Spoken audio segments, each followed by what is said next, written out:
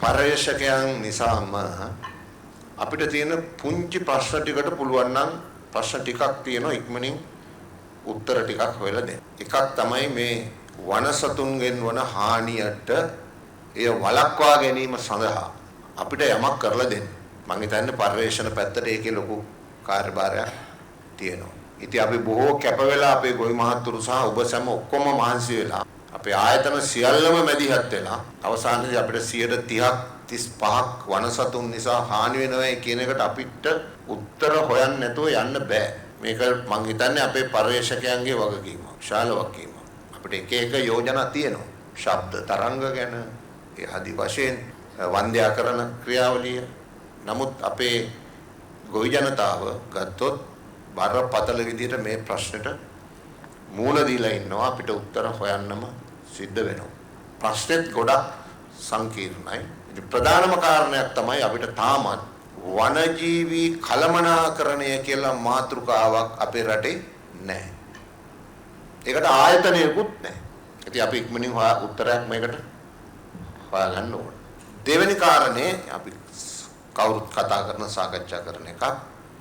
මේ ප්‍රවාහනයේදී සිදුවෙන දැවැන්ත හානියට අපිට තාමත් අපි කවුරුත් දැනගෙන හිටියත් ක්‍රම සාකච්ඡා කරත් ප්‍රායෝගිකව මහ පොළවේ ඒ සඳහා ක්‍රියාත්මක කළ හැකි යහපත් උත්තරයක් තාම ලැබිලා නැහැ. අපේ සාකච්ඡා මට්ටමින් විවිධ මට්ටම් වල තියෙනවා.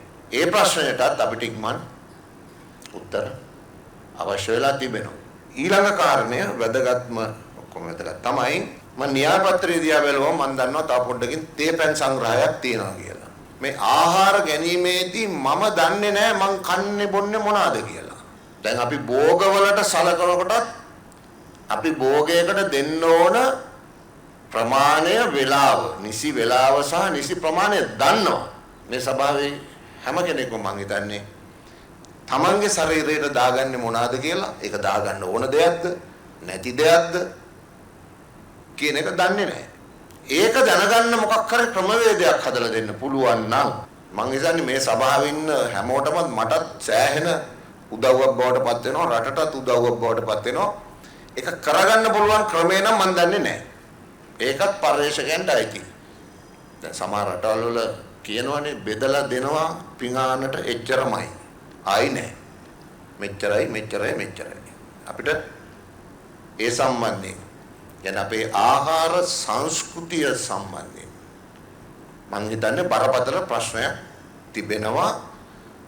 අර අපි දිගට ගියාගෙන එනකොට වෙන හානිය වගේම අපේ පිඟානට අපි ආහාර ගන්න ඕන මොනවද කියලා දන්නේ නැහැ. බොහෝ දුරට ඉතුරු නොවෙන්න බෙදා ගන්න දන්නේ නැහැ. මෙන්න මේ සම්බන්ධයෙන් මේ කියපු සියලුම කාරණා සම්බන්ධයෙන් අවසානයකට නම් මම හිතන්නේ මතයක් ගොඩනගන්න වෙන්නේ. විශාල මතයක් ගොඩනගන්න වෙනවා අපිට. මොකද අපේ පැත්තේ සංස්කෘතිය සෑහෙන දුර්වලයි. මගුල් ගෙදරකට ගියත් සාමාන්‍ය එකකට ගියත් රුපියල් 7000ක් විතරවත් දැන් දෙන්න ඕනනේ. මම හිතන්නේ මම දන්නේ නැහැ හරියට ගාන. මොකද මගෙන් එහෙම කවුරුත් බලාපොරොත්තු වෙන්නේ නැති නිසා මම තෑගි භෝග අරන් යන්නේ නැහැ.